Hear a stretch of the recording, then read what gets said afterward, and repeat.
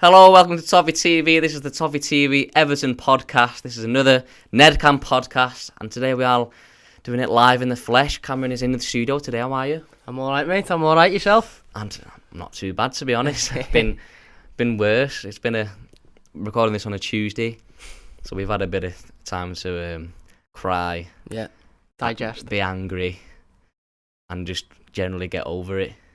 Because I think you said before, we're just fed up with Everton now, aren't we? Fed up with football. What's the point anymore? That's it. What was your... We'll start with before the game. Obviously, the team news were the same as against Arsenal. Yeah. And then obviously James going out injured again, which is it's fair enough. We said before he wouldn't be here without his injuries, so we might as well just get on with it. But what was your thoughts on the lineup? Would you have kept the same as the lineup against Arsenal, which you did, or would you have thrown Mina in there maybe? I personally had to put Mina in there, but obviously I understand that Holgate and Godfrey, both performed well against Arsenal, to be fair. I mean, that Arsenal game, we spoke about it last week and you hit the nail on the head saying it was a 0-0 that ended 1-0 and Arsenal didn't have much going forward, so it wasn't like Mina and Holgate were put under immense amounts of pressure for the entirety of that game, but they done what they needed to do and they done it well. Certainly Mason Holgate, who I thought was much more improved than his previous performance against Tottenham, where he was, him and Michael Keane had a little bit of a calamity, didn't he? But again, it's easy to say, isn't it, in hindsight, that you'd have put Yerry Mina in there because Yerry Mina is a better centre-back, certainly, than Mason Holgate. But I think the more worrying thing for me, mate, is that he sat and watched Mason Holgate for more than 20 minutes and still didn't take the decision to take him off. I know it's ruthless and I understand the whole, you don't want to embarrass him or you don't want to make a show, but ultimately it's not about that. It's about winning football matches and doing what you've got to do to win games, especially at this point in the season with 6 games to go. So personally, I didn't have too much of an issue with Holgate and Godfrey starting at centre-back. I have more of an issue with the fact that you could clearly see after 15-20 minutes that Holgate was being ran ragged by Ollie Watkins and he didn't make the change. The James stuff, it's just Everton, isn't it, really? You sort of, again, I obviously was on the social media blackout, so I didn't see the team news until about 10 minutes before the game, sat down in front of BT. I seen it on my phone, the Everton app, and I thought, same team, James in there, decent, hopefully go out and get something. And then I sat down and I just heard James Rodriguez has picked up a knock in the warm-up and is going to be replaced with Alex Iwobi. And so I just turned to my dad and felt like saying, what decent films are on Netflix? Because I just knew from that point on that was going to set the stall out for the rest of the game. And it did, really. It was shocking, wasn't it? I think it's the worst defensive performance of the season, mate. We just got absolutely ran ragged. Do you think Iwobi was the right man to go in there? Because obviously we changed the system. Richarlison went out wide. It was Sigurdsson behind the striker and Iwobi went on the right. Do you think that was the right change, or would have maybe put King in there and gone to a 4-3, a flat front three, or would you maybe put Tom Davies in there and play that narrow formation with 3 in the middle with Sigurdsson behind the strikers? I'd rather have seen Josh King in there, to be honest. I'd rather have seen Tom Davies over the two, because to be honest, I think Tom Davies should have come on for Andre Gomez. Why Fabian Delph's coming on when you're looking for a winning goal is just absolutely beyond me. The problem with that midfield has been the problem with the midfield for the majority of this season and for the last 20 years of my life. It's just simply no mobility in it whatsoever. Alan is a good footballer. He gets back, he does his job. And I feel a bit for Alan because, he's come in this summer, obviously with Abdoulaye Doucouré, and probably has sort of thought, well, he'll do me running a little bit and I'll only have to do the breaking up. And now obviously Doucouré's gone out injured, so Alan sort of got to fit in and do a little bit more. But Gomez, Sigurdsson, Iwobi, there's just not enough mobility, there's not enough movement. So I would have liked to have gone for Josh King, but when you're searching for a winning against Aston Villa and Josh King's still only getting 3 minutes at the end of the game, it just shows what's thought of him, really, isn't it? And it's not much. I don't think he'll be an Everton player in the summer. I don't think Carlo Ancelotti really rates him. And look, ultimately, Alex Iwobi's moaned about playing in his preferred position before, and he said that playing on the right isn't his preferred position, and I think you could see that again. We'll talk about the subs later, but let's talk about the first goal. A typical success of her own downfall Everton goal, isn't it, to be honest? We've seen many goals like it in the past, and it's an important game where we win, we can get into that top 6, and it's a big chance to get into Europe. Other teams have dropped points around us. What I still can't get my head around it. I'm not a coach, right? Yeah. But the position of the midfielders, Gomez had more than enough space to get into his feet and turn on his first touch and get a pass forward. Yeah. I know it's Gomez, we're more likely that he would have took a touch or 3 touches, gone nowhere and played it back anyway. But have you managed to get your head around, because I certainly haven't, why Holgate felt the need to wait 30 seconds and then turn and try and go backwards, which I don't understand what he was planning on doing. No, it's shocking, mate, to be honest with you. And what's worse is the fact that he'd done it 2 minutes before and got away with it. Ollie Watkins done the same thing. He got on him, he put pressure on him, he knocked into him, and he barely got the pass to Godfrey. And defenders make mistakes, goalkeepers make mistakes, midfielders make mistakes, and if they sit there afterwards and they go, I got away with one there, I won't do that again, then you think, do you know what, fair enough, we wouldn't be here talking about it. But he doesn't. 2 minutes later, 3 minutes later, he makes the exact same mistake as that he made, that he just got away with. And I've seen some people on social media over the last obviously few hours or so, highlighting the Holgate situation, and a couple of people defending him, saying, yeah, but to be fair, Andre Gomez isn't likely going to turn with the ball or do anything with the ball. Well, why is he on the pitch then? If you're looking at that situation and that still frame and saying, yeah, but you don't want to pass to Gomez because he's not going to turn with it, what's the point in having him there? He may as well not be on the pitch. The player I noticed more so was Luca Dean. Luca Dean standing with space in abundance. He, can turn on his left, can get down the wing, or can play a ball. Yeah. Like I said, the most worrying thing about it, mate, for me, was the fact that it happened 2 minutes before and he got away with it, and he just didn't learn his lesson. If you make a mistake, you make a mistake, and that's fine. But to make the same mistake 2 minutes later, when you know, right, Ollie Watkins is going to put pressure on me here, he's done it then, he's going to clatter into me and he's going to want to win the ball, so I won't dilly-dally about with it. It's just, it's amateur, mate. It's really, if it was put it this way, if me and you were playing on a Sunday afternoon down the park with a load of random fellas, Sunday League, and you made that mistake and then done it again 2 minutes later, everyone would be looking at us going, what are you doing there? You've just done the same thing and got caught out. What are you playing at? I mean, you say that, well, I'd be on the bench. I'd start on the bench. I wouldn't get on the pitch. Yeah, well, I'd probably be the same, to be fair, mate. I definitely wouldn't be making those mistakes now when he messing up crap. It's just it baffles me, and it's probably because they are Premier League players. But how Premier League players can be so thick? Do you think it's because they've never been, because they've always been looked after? They never had to really fight in a rough, dirty league or a battle. But with the Holgate thing, do you think it was cockiness or over arrogance or overconfidence, or do you think he panicked and just... I think he's a little bit like we used to talk about Jordan Pickford a couple of years ago. Have you ever watched Beyond Scared Straight? The programme where it's in America and they send they send the kids into the jails, and the men are like, you fool, and they're like, if you carry on, this is what you're going to be. And there's always the one kid in there who just bursts out laughing and is dead smiling, but afterwards he has an interview when he bursts into tears and he says, I didn't find it funny, I wasn't laughing, I was just nervous, and that's how I deal with it. I'm sorry, mum. Exactly. That's what I think. We sort of, because of what Al Mason is and the Chewy and all of that, I think we think, oh yeah, he's dead cocky, he's dead arrogant, he's overconfident. But I actually think he's quite underconfident in himself. I think he's a little bit uncomfortable on the ball, and that's what I think it was. I think he just panicked, he didn't know what to do, and for all that we can, we sit here and we say he had 20, 30 seconds to make his decision, he probably felt like, oh my God, I've only got 2 seconds here, what am I doing? Am I turning with it? He's probably thinking in the back of his mind, 2 minutes ago, this player was, Watkins was straight on me, so he's going to do it again. I just think there was too many players, and there seems to be too many players at the moment who would just panic in key moments. Mason's done it there. Dominic Calvert-Lewin's done it over the last few weeks, where he's got into good areas and it's just been, I just need to hit the ball. Not, I'm going to look up and I'm going to curl it or I'm going to put it past the keeper. It's just, let me just hit it with my foot and hope where it goes. Iwobi does it.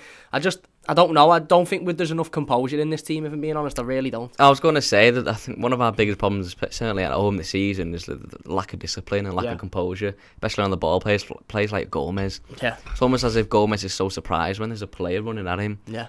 It's like, far too slow as well. But the frustrating thing for me was we've got a big number 9 there who's brilliant. He wins all his aerial battles. Big number 9. He's brilliant at holding up the ball. He's got players like Richarlison playing off. Richarlison making ones in behind, playing off him. Sigurdsson's not too far away from him. And we're constantly trying to play. We start goal kicks with 2 defenders in our 2 centre backs in our box. I know it's the modern game, but I really don't understand them playing out of the back, especially when you're not got the quality and your players are too slow. And you look at games. Obviously, you look at game on Saturday. You see them every time we're losing the ball in our own half. Yeah, we were going out for a throw and we just couldn't get the ball out of our own half.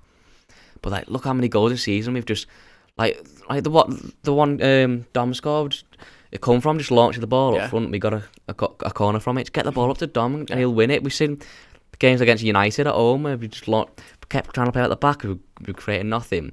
Played a long ball up to Dom and then he flicked it onto Bernard and we scored. Yeah. Why don't we've got a big number 9 who's brilliant at holding the ball. Why don't we use him? Why do we keep playing out, trying to play out the back? Yeah. But we've not got the players who've not got the quality to do that. They're far too slow on the ball. They panic and they try and do Cruyff turns and it ends up going out for throwing. And we've got a keeper there who's whether you like him or not, he's brilliant kicking, isn't he? His distribution's really good. He made 11 long balls on Saturday. So while we spent the first 10, 20, 30 minutes trying to play out the back, God knows why. But if it wasn't for Jordan, it'd have been 4-5, 6-1 on Saturday. And Aston Villa were very good money for their result. He turned up, they had chance after chance after chance. Barkley at the post. I talked in our stream earlier on about the Barkley situation, and he just picks it up and just moves with it. You seen it yesterday in the West Ham game. Jared Bowen picked the ball up, took 3 players on and moved forward and won a foul in the dangerous area. And I said on Twitter this morning what I'd give to have a player who just picks the ball up and just runs forward. Every time we get the ball, it just seems like the players can't move with it. They've got to do whatever they want to do, standing still. They can't move forward. They can't take a couple of players on. They can't get it to a decent position in the pitch, and there's a lot of issues in this team, mate. And to be honest, I think lack of quality is one that we talk about a lot. There's been games this season where Everton have had 20-30% possession, and look, that tactic, Carlo Ancelotti's employed that tactic a lot of times where we defend and we hit teams on the counter attack. But there's been a lot of times when we've had the City game was a prime example of this, and I'm not saying that we'd have beaten City even on our best day, but we must have seen the ball a handful of times in each half. We must have had about 26% possession or something like that. But when we had the ball, we were just lumping it back forward to them. It was like they had the ball consistently for 10 minutes. We got it back, and it was like, instead of keeping it or passing it round or making smart moves, it was just like, right, we'll get it straight back and we'll give it straight back to them, or we'll kick it out for a throw-in and they can get it back. There's not enough composure. There's not enough confidence. And Carlo keeps saying that this team believes in themselves and they've got the bravery and they've got the spirit to finish in European competitions. But no quality, we're not seeing that. We're not seeing that. We're not seeing the quality on the pitch. And it'll be all good when if we turn up on Sunday, and I don't think we will, because I'm not confident, but if we turn up on Sunday and beat West Ham, it'll be great, because we'll all be sitting here saying, we're 3 points behind the top 6 now, we're 2 points behind Liverpool or whatever. But it doesn't matter if you're always going to be 2 points, 3 points behind. So, because at the end of the season, we'll finish 2-3 points behind, which means nothing. Every time we can have that opportunity to take a step ahead, for example, we'd have been above Liverpool lot this weekend. Their game got obviously postponed because of the fans on the pitch and stuff. So we'd have gone above them and stayed above them for the entire week. We'd have been within the top 6. We could have put real pressure on. Yeah. West Ham ahead of Sunday's game. But every time it comes to taking that next step forward, it's like it's 2 steps back. And bottle it. Yeah, exactly. And that's been an issue with Everton for years. And that's ultimately, it's frustrating, because we sat here at this point last season when obviously football returned after the lockdown, and we all said, right, Carlo needs a summer, he's going to bring his own players in. Because I remember, I think it was the second game after the football returned, after the lockdown, after the derby, we all said there might be a potential fight for Europe here. If we get a good run of games, good run of wins on the trot, we could potentially finish in a European position. We didn't. We fell to bits. We lost 3, we drew 3, and we all sort of sat there and went, this is a squad that isn't good enough. It needs quality. It needs investment. It just frustrates me so much that we're pretty much sitting here saying the same thing now. And I know James didn't play on Saturday, and I know Decore didn't play on Saturday, but I seen one of the lads on Twitter put a team sheet in of Everton versus Manchester City at the Etihad in 2018, December, and barring 1 or 2 players, it was the same team that played on Saturday. That's 3 years. It just shows how poor the recruitment is, not just since basically Mashiri took over, hasn't it? Yeah. There shouldn't be a situation where you have to rely on 1 or 2 players being in the squad, and that's your excuse if they're not. Yeah. If James goes out the side, then there should be a like-for-like young, hungry player who can come in and do the same job. Same with Decore. Exactly. It's just, I mean, you're on about, we've talked about bottling it before, but getting chances to go up the table. It's games like Villa, Newcastle, Burnley, Palace. We didn't take our chances. God no, West Ham. How many more is there? Burnley, Leeds.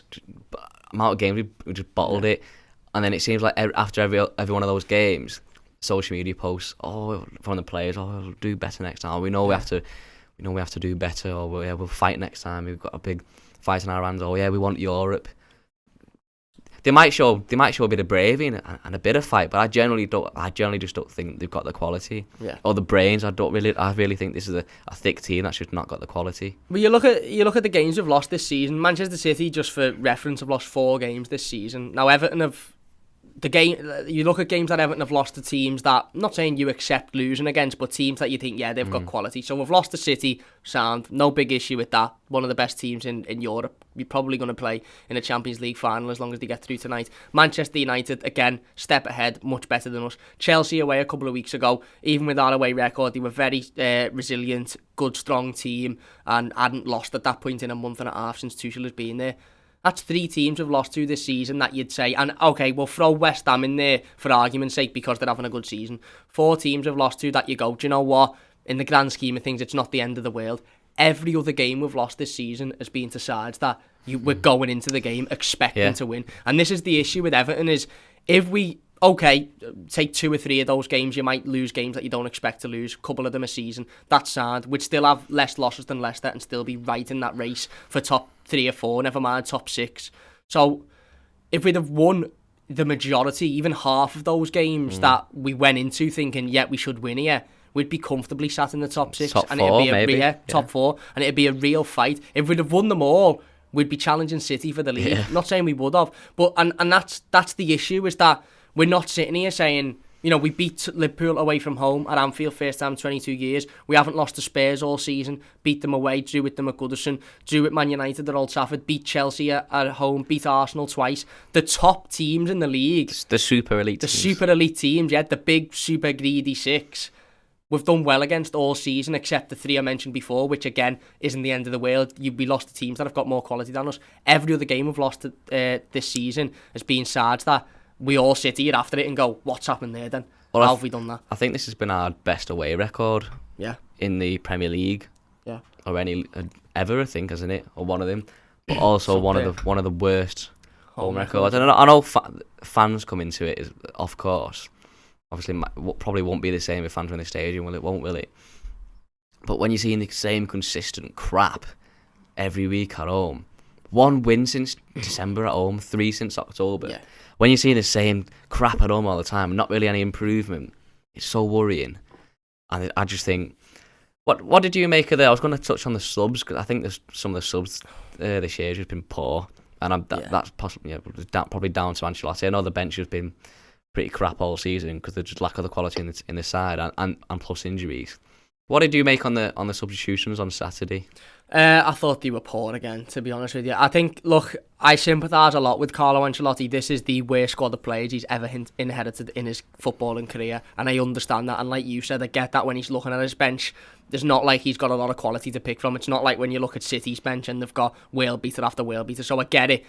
But for me, there's been a number of times this season in which Carlo Ancelotti has made substitutions that just baffle you and make you scratch your head. Bringing Fabian Delph on at 1-1 when you're searching for a winner is just an absolute nonsense for me. Bring Fabian Delph on when you're 2-1 up or you're 3-1 up and you need to secure a game out. The thing I'll say about Delph is he had the right socks on which was, at least for a start. Probably... That I still can't get over that, mate, to be honest with you. I can't believe a professional footballer ran onto a pitch in the wrong kit. How is that even possible? But even Tom Davies, who you wouldn't necessarily say is a game winner or a player that's going to win you the game, I'd class Tom Davies in a similar sort of category to Delph in terms of that if you're bringing them on, you're typically bringing them on to see out a win. You're up 2-1 up, 3-1 up, and you're bringing them on to just make it hard, make it gritty, and see out the win. In this situation, I'd have rather have seen Tom Davies than Fabian Delph, because at least he'd have got about a little bit more, he'd have put himself about, he'd have had a little bit more energy. He hasn't got as much energy as somebody like a Decore, and we know that bringing in a replacement for Decore or somebody a little bit like for like is a necessity for me in the summer. You've got right back, right winger, and then that type of player, centre midfielder, it's not even a question. It's got to be done in the summer because we simply can't go into next season relying on Abdoulaye Doucouré being fit for 38 games, because when he's not in there, our midfield is static. It's absolutely static. But at least Tom had come on and thrown his weight about a little bit. Not saying he's an attacking player, he wouldn't have scored, he might necessarily have scored, but he'd have done a little bit more. I think when Fabian Delph come on, he was being a little bit cautious, to be honest. I think he just thought, don't do anything stupid, don't make any mistakes, just keep it normal, keep it calm. And that's, like I said, that's boss if you're winning, and you just need a professional player to come and show the game out. We didn't need that. The Josh King situation baffles me, to be honest. It absolutely baffles me. If you're going to bring him on for 3 minutes at the end, don't bother. But then Josh King comes on and has a chance where the whole Aston Villa defence back off him, and he's got the ball on the edge of the box, and he drags it wide. He doesn't even get it on target. He must be so bad in training, mustn't he? To not even get a look in. That's what I mean. It's 1-1 at Goodison Park. You're playing a decent Aston Villa side, respecting them, they're a decent side, but a team that you should be beaten and you should expect to be beaten. It's a massive game in regards to the fight for Europe. You've got 5 or 6 games to go, and you're bringing a central midfielder on who isn't going to create anything or score anything before you're bringing on your attacking option that was brought in January to give us a little bit more. It just shows how unconfident that Everton and Carlo Ancelotti must be in Josh King's ability, because he hasn't started the game, and let's be honest, he hasn't. Has he ever come on for more than 15 minutes as a sub? I think that maybe against was it Leeds, his debut, or was it Leicester? I can't remember. It was it was an away game. I think it was at Ellen Road, and he came on for about 13 minutes, and then other than that, it's been 5 minutes every time. And 2 minutes at the end of the game. I was had enough to make a decision. So he must be bad in training, but I'm sick of watching Iwobi now, to be honest. I know a few people said he had a good game on Saturday, but it's really making a couple runs backwards and making nice little cute passes, and then a shot that went 30 yards wide. Is that really enough for an Everton winger? Yeah. Just because he's not as bad as the other ones, is that enough for you? That's it. And you've just hit the nail on the head then. It's because he's not as bad as the others. Listen, Alex Iwobi, typically, and on Saturday included, when he's got the ball at his feet, he's a tricky footballer. He gets himself out. He's got good footwork. His passing is 50-50. He made a couple of decent passes. He made one to Dom, and Dom just completely messed up the touch. And then sometimes he doesn't make the passes. His delivery into the box is shocking for a winger. Absolutely shocking. I think he's a little bit like Dom, to be honest. His composure is nothing. It's his body when he kicks the ball. He's leaning back all the time. Lean backs and he opens his legs up. Every shot he can't is whip over the the ball, bar. can he? Exactly. Yeah. Every cross is at the defender's feet, which is ironic, because every time he tries to cross it and you want him to get a bit of height on it, he doesn't. And every time you want him to shoot with no height, it ends up in Rowe's head. But for me, with Alex Iwobi, mate, again, same as the midfielders, he doesn't move enough. He does the nice footwork with his feet. He plays the pass off, and then it's almost like he just stands there and goes, right, that's that. Slows it down, doesn't he? That's me done then. Instead of going, right, now I'll make a move into there, or I'll go beyond him and I'll want to receive it back. He does his work, and then he just stands and watches. And he's always just sort of standing and watching. And look, again, maybe he just hasn't got the football and intelligence, like you mentioned before, the quality of player. When you talk about a quality footballer and a world-class footballer, you look at your Xavis, I'm just going to name world-class examples here, not examples that would play for Everton, but your Xavis, your Iniestas, your Toni Krooses, your this, that and the other. These aren't just top-quality footballers with the ball at their feet technically, but they're also up here. Their footballing brain is beyond anything. Lionel Messi's footballing brain. David Silva. It was so hard to mark, wasn't he? Exactly. And stay on it's not just about, you can make accompaniments for players that mightn't have a lot of pace or mightn't do a lot of movement if their footballing brain is absolutely exceptional and technically they're unbelievable. If Andres Iniesta, for probably the last 3 seasons of his career at Barcelona, barely moved, but he was still 8, 9 out of 10 every week.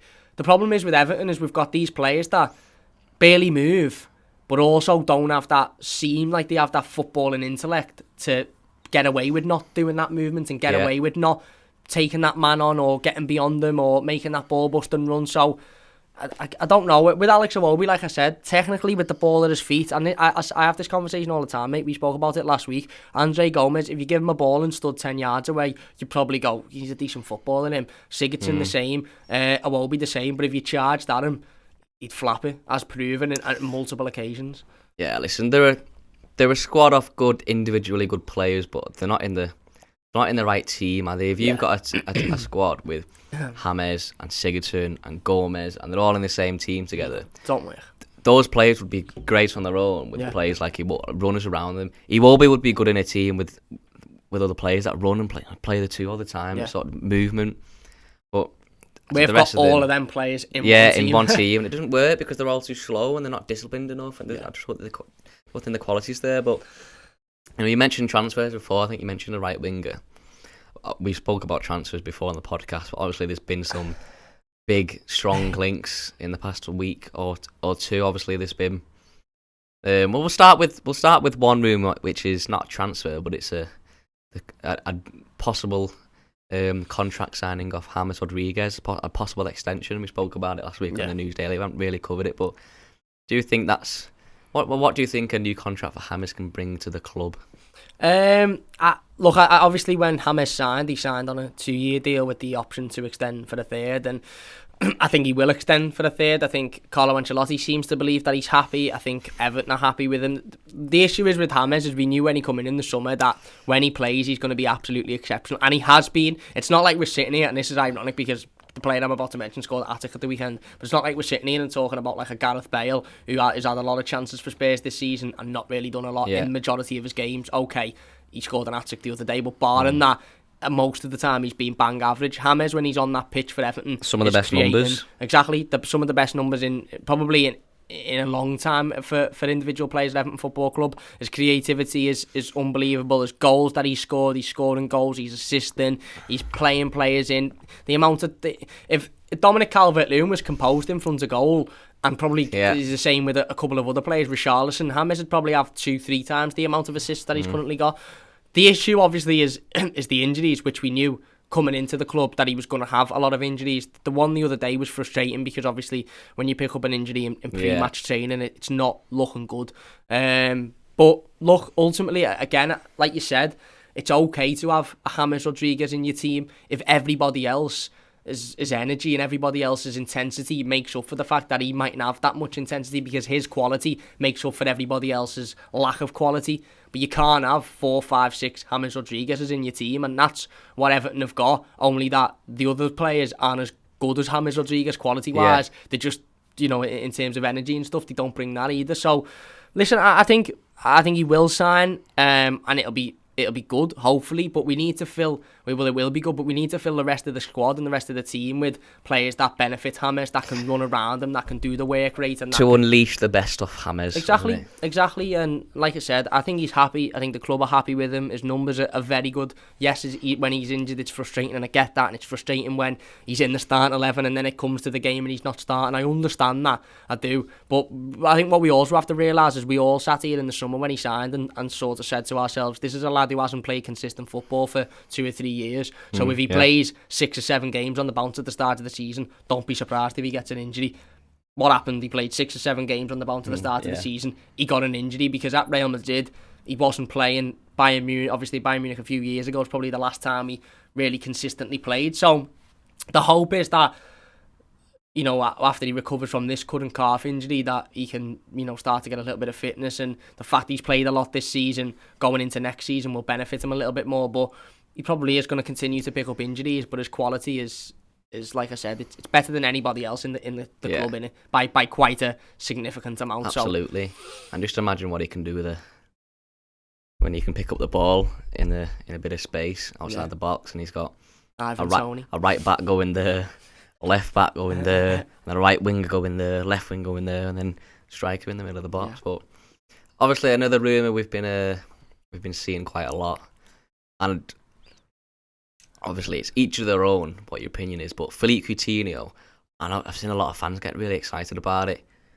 It rumoured to be 40 million. Obviously they want money because they need to get out of trouble, and they spent a lot of money on him. Yeah. But if we go out, this is my opinion, by the way, if we go out and spend £40 million on another 29-year-old player who's not he's just another technical good player, isn't he? He's not fast or anything. He's not young. He's not hungry. Exactly, doesn't care about Everton. If we go and spend 40 million on him, and Leicester are going picking up James Justins for nothing, or we could easily just go and get another 2 Godfreys. I'm not saying centre back, but 2 young, athletic, hungry players. for 15, 20 million each, and we go and waste 40 million on Coutinho, and then we don't bring a young, hungry winger and a young, hungry striker or a young, hungry right back like the likes of Aarons or Riddle-Baku or whatever, I'll really be done with the club, to be honest. I'll be fuming because it's just a really poor recruitment. Yeah, I echo exactly what you've just said, mate. There was 3 rumours I seen like last night, well early this morning, jumping back onto Twitter, and it was Sergio Aguero, Philippe Coutinho and Ivan Toney, and out of those 3, I would much rather have Ivan Toney than the other 2, to be honest with you. The Coutinho stuff for me, and I'm not just saying this because I completely agree with Matt, nothing to do with his connection to Liverpool. Is Philippe Coutinho a good footballer? Yeah, he is. Technically, he's a very good footballer. 7 years ago. Yeah, absolutely.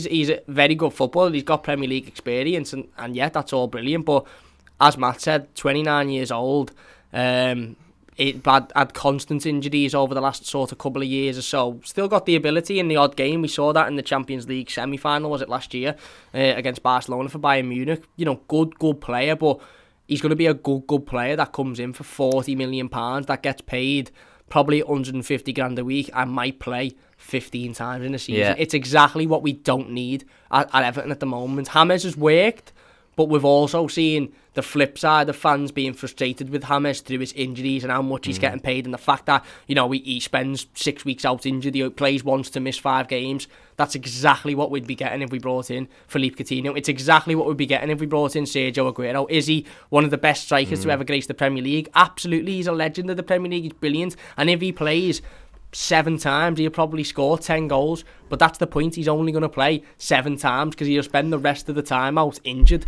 He's coming to the end of his career. Philippe Coutinho, I think it's his agents throwing his name about to try and get him a move to the Premier League. Possibly. Steer away from those types of players. As Matt said, they're not coming in with any hunger, they're not coming in with any sort of passion and any sort of drive for their career, because they've been there. Philippe Coutinho's won a Champions League, he's won I think he won La Liga with Barcelona. He's been there, he's won what he's needed to win. He's not coming to Everton to go, right, I want to turn this Everton team into a Champions League winning team. He's coming to Everton probably thinking, I'll get over 100 grand a week, I'll spend the majority of the time on the fitness bench or on the fitness table, whatever, and I'll have a cushy time. I'll turn up once every now and then and I'll put in a half decent performance, and that'll be enough. It's not enough recruitment wise. It's really not enough. Look at Ivan Toney, for example. Not saying Everton will sign Ivan Toney. 40 goal contributions in 44 games for Brentford this season, 30 goals, 10 assists. That's exactly what we need in a player. Yes, he hasn't got the Premier League experience. Yes, he's not the name that Coutinho is or Aguero is, but he's 25 years old, so he's still young and near enough, you know, not even in the prime of his career. He's certainly hungry, isn't he? Playing the Championship. He wanted the move to the Premier League, and he wanted, like you said, he wants the point to prove they can do it in the Premier League. Also, I think the Coutinho thing is, we've seen players like Koulibaly as well. We cannot spend money on, especially Koulibaly would be like 50, 60 million, maybe even 70 million pounds signing for a 29, 30-year-old. Yeah. Coutinho and Koulibaly aren't the player profiles that we need. They're not. They're not needed in this. I'm trying to think. No, they're not. What's the word? They're not. They're not necessity. They're not necessity. Yeah. Obviously, we need a right back. Absolutely. If you want to get the best out of James, then you need a right back. You need a proper winger. You need some runners. You need a proper centre midfielder. But I think looking at right back, obviously there's been links to Aarons with Tottenham, West Ham as well recently. Obviously they probably join the battle. Might be just rumours, but obviously he's a good player, so I can't imagine there'll be clubs going after him. But do you think he's the best option? Obviously, there's rumours about they want 30 million. Maybe we probably might be able to get him for less. But do you think he's the best option, or do you look at players like Riddle-Baku, who's a bit more versatile, might offer a bit more going forward? Obviously, Aaron's got probably the best attacking right back numbers in Europe in terms of like touches in the box and stuff. But who would be your perfect right back? It's difficult. I'd say Aarons. It's difficult to say with best option, because I remember when we signed Luca Dean, and I thought I knew of Luca Dean. Obviously, I knew his quality, but I thought I didn't see that one coming whatsoever. And look, if you were to ask me, there probably is better value for money out there. There's probably a right back who's around Max Aarons' age, who's got a lot of quality, who's got a lot of ability, and is playing in a league that hasn't really got many eyes on him, so would probably cost a fraction of the price that Max Aarons would cost. I don't doubt that.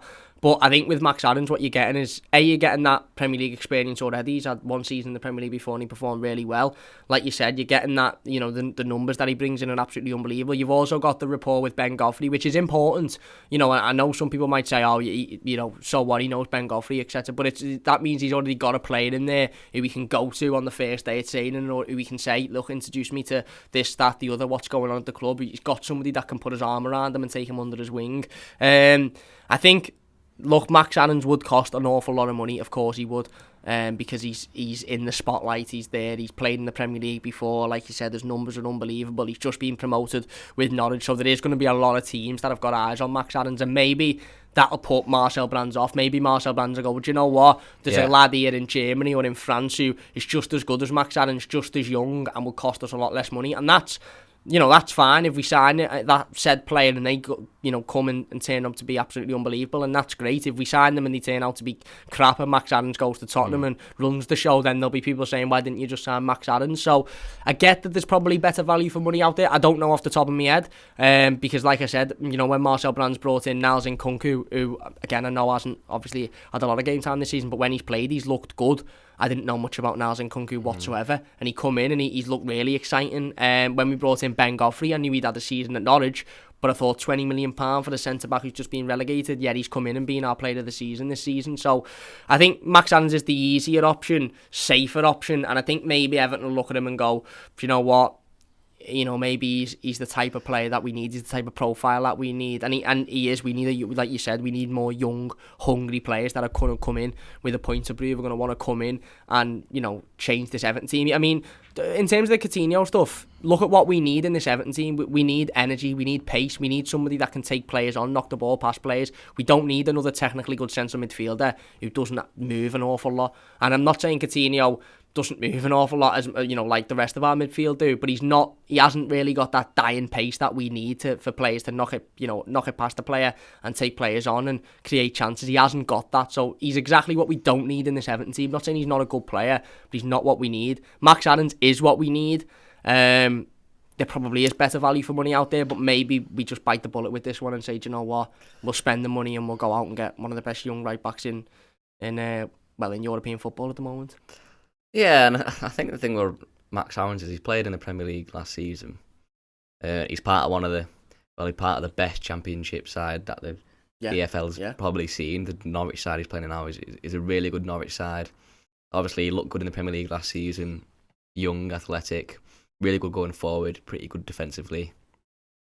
And I think with Aaron's in, he can come in and we'll know that he'll do the job because he's done it before. He's got experience in the Premier League, and he's at a good developed time of his career now. He's not as a peak, but he's certainly good enough to come in and do a job. So it wouldn't be it wouldn't be a calculated risk to go and spend money on someone who might be cheaper, like a Lamptey. Obviously Lamptey's he obviously looked good, but he's been injured for most of the season, or like a James Justin who's worked out really well, but that's another risk. Obviously, it didn't cost him much money, but I think the thing is at Lamptey as well is he plays a lot of his football at right wing back, doesn't he? Yeah, and he's quite small, isn't he? We have to play a 5 at the back, and I don't want to see Everton play a 5 at the back. Like you said with Adams, you're not just buying Max Adams at the player he is today. You're buying the Max Adams of the player that he might be in 2 years, 3 years, 4 years time. He's 22 years old, isn't he? 21, I think, 22 years old. So you buy him not only what he is today, which is, has he got areas to improve on? Absolutely, of course he has, same as Ben Godfrey has, same as Dominic Calvert-Lewin has, but you're not just buying, it's not like we're buying Max Adams and it's, right, that's Max Adams, that, he's your final product, that's what he is, he won't get any better. You're buying a Max Adams who's very good now and got the potential to be even better in 2, 3, 4 years time, and that's the type of profile that Everton need to be going out and getting. Good, hungry young players who've got a lot of talent now, but also have got the potential to be even better in coming years, rather than buying players that have been very talented and are now on the sort of down spiral of the career. And I get someone say, well, look at James, it worked with James. It did work with James, and it's sound having one of those players in your team. It's not sound having 4 or 5 of those players in your team, because at this point we just become even slower than we already are now, and I don't even think that's physically possible, to be honest, mate. Yeah, I agree, to be honest, and I suppose we'll have to wait till the summer and see how it pans out. I just really can't wait for the end of the season, because it is just getting depressing now. But hopefully we do bring in we'll bring in the correct players and not be tempted by some of these big names. Yeah. That'll probably just damage us more, to be honest. End up ones that we're trying to shift in 2 or 3 years' time, thinking, why did we sign them? Yeah. But absolutely. I think we'll finish off on the West Ham game this Sunday, isn't it? 4:00 4 kick-off.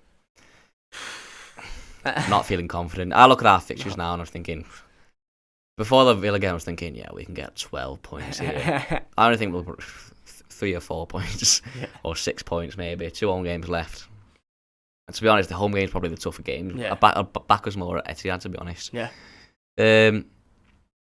How do you think we can... Obviously, West Ham have been so good at home this season and decent away. How can we go and nick 3 points at the London Stadium? It's going to be hard, mate. It is. It's going to be really, really hard. West Ham are in fantastic form. Have had a fantastic season. Very resilient team. One thing that David Moyes has brought to West Ham, which makes me quite jealous, to be honest, is consistency. They're very consistently good. They beat the teams that are below them. They might struggle against the teams that are above them or in and around them, as we seen with the Chelsea game a couple of weeks ago, the Arsenal game where they threw the 3-0 lead, but anybody below them, they beat them. Even Burnley yesterday, again, he made it difficult in the last 10 minutes, but they got through and they won that game. So I'm really not confident. Our away form has been exceptional this season, it really has, and that gives me a little bit more confidence, the fact that it's away from home. If this was at Goodison, then I'd probably go to bed, to be honest with you, very early. I wouldn't even be interested in watching. And like you, I'm just done with the season now, to be honest. I said it on one of our streams the other day, I'm not even interested anymore. If we finish in Europe, boss. If we don't finish in Europe, boss. That's what your results like. Burnley at home, Brighton away, Palace at home, Villa at home, Fulham, Newcastle twice. That's what these types of results do to you. You just get to a point where you go, yeah, I'm not really interested anymore. I do think for as good as our away record has been this season, there's got to come to a point where we lose a game to a better side and we go, actually, do you know what? They're a much more organised side with a lot more quality. And I fear that might be this Sunday. I fear that we might all be sitting here this time next week saying, do you know what? They're just a lot better than we are at the moment, and that's shown. It wouldn't put it past Everton to go out and win.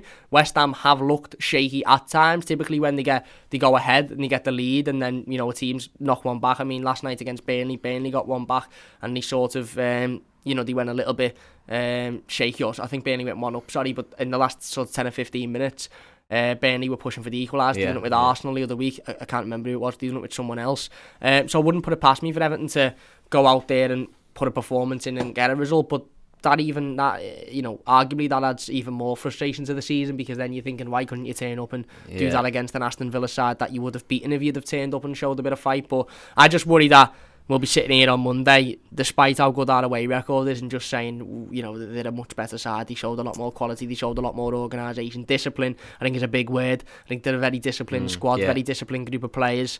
And Everton don't seem to be that. We're not that at the moment. So it's going to be extremely difficult. I'm not confident. But, at least it's on a Sunday, mate, and we don't get our weekend ruined. Well, I think you said before they're a disciplined team, but I think the reason they've done so well season, obviously, said they beat other teams. They make sure they beat the teams below him. Yeah, that's why Goodison was such a fortress under Moyes years ago, because we make sure we win most of our own games, especially the teams below us. But I think this season they've been well drilled, well organised, disciplined. Yeah.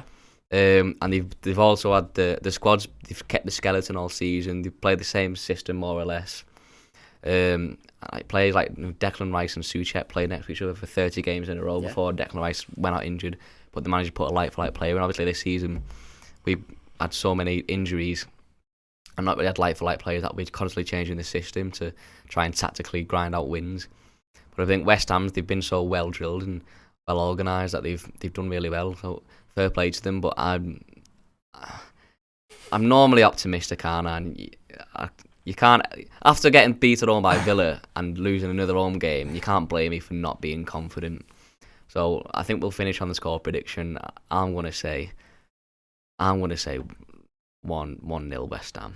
So you can't blame me for being unconfident or unoptimistic because we're rubbish, because we are crap. We got beat 2-1 at home by Villa. We've won one home game. I know it's away. 10 games. But you honestly think we can go at West Ham and get? I almost said go up to par then.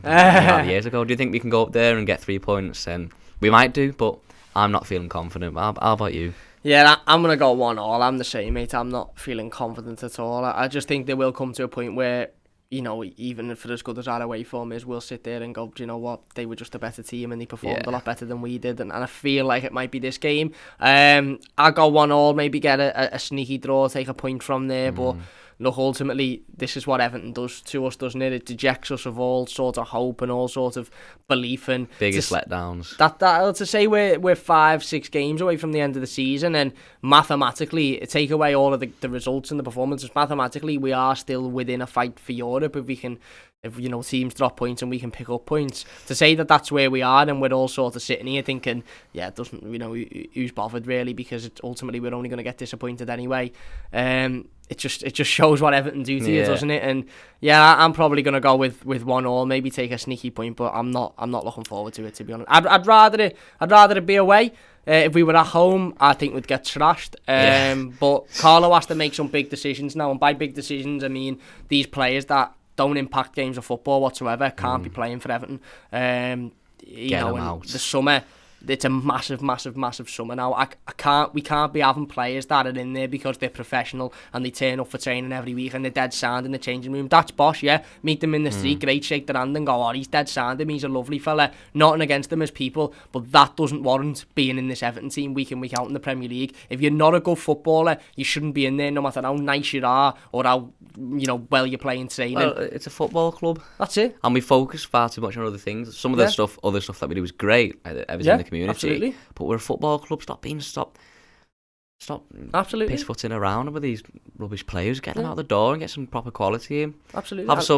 Have some guts. That's it. And that's why Carlo takes blame for the Villa game, because for as much as we can say they're not his players, great. For as much as we can say the bench was dejected, great. He still watched that first half and determined at half time that he didn't need to make a substitution. Now that saying those words out my mouth baffles me, because I sat there at half time and said I'd make 3 substitutions right now. Yeah. I sat there on 20 minutes and said bring Yerry Mina on and change that defence. We mightn't have won the game, but we'd have been a lot more stable for the rest of it. But he didn't, he watched it, and I don't know why he did that. I don't know whether he didn't think that it needed changing or whether he thought, no, I don't want to change it in case it upsets players. But the reality of the situation is sometimes you have to upset players to go and get results, and we've seen it over the numbers. Carlo Ancelotti's done it before in his career. He's upset players to get results and to win trophies and to win leagues, and it worked for him, and ultimately half an hour later, the player who he's upset's fine because we've won the game and he's dead happy and we're on a good run of form. But I don't know why he didn't make a substitute when he should have done. But yeah, like you said, be a bit more cutthroat. If we turn up in the first 20 minutes against West Ham and we're absolutely dreadful and we're getting overrun and there's a certain player who's making mistake after mistake, just take them off. Bring somebody else on, change it. Don't wait until we're 1-0 down and then go, we're going to take you off on 60 minutes because you look a bit tired. No, take them off and go, you've been shite, mate, so you're coming off. But will we ever? I know mathematically we're still in the fight for Europe, but I personally think we've thrown it. No, I think it's over. And it's completely our fault. Yeah, absolutely. It's not because the other teams have been great, because other teams around us keep dropping points, but we just... Well, look at the goals we've conceded. We've conceded 3 goals in 3 games. Really, and all 3 of them have been... 4 goals in 3 games, and all 4 of them have been defensive mistakes. The 2 against Tottenham, the one against Palace as well. The Palace goal, defensive mistake. The Ollie Watkins' goal the other day was shocking, and even the El Ghazi goal, Coleman basically stands there and goes, "Yeah, have a shot there." If I'm Jordan Pickford, by the way, I'm absolutely furious at that Everton defence. No one's saving that, are they? That's what I mean. But he's put in a 10 out of 10 performance. He saved everything, and the one shot where a player just needs to stand up and go, "No, you're not taking that shot." They've let him go on, curl it in, and he can't do anything about it. I'd have been in the dressing room going, "You're all a joke, an absolute joke. I've saved you 6-7 times there, and you've just completely stood off."